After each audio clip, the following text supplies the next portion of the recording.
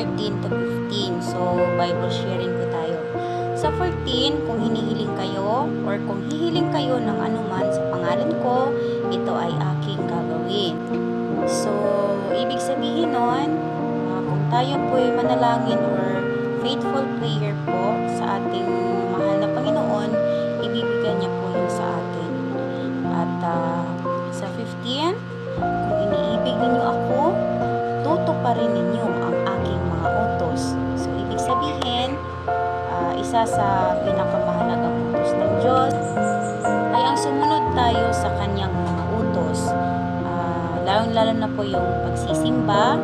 Sa isang linggo is isang beses lang po tayo magsisimba. Isang araw lang po yung hinihiling sa atin ng Diyos. Na magpasalamat sa mga guidance, blessings, protection, lahat-lahat po ng ibinibigay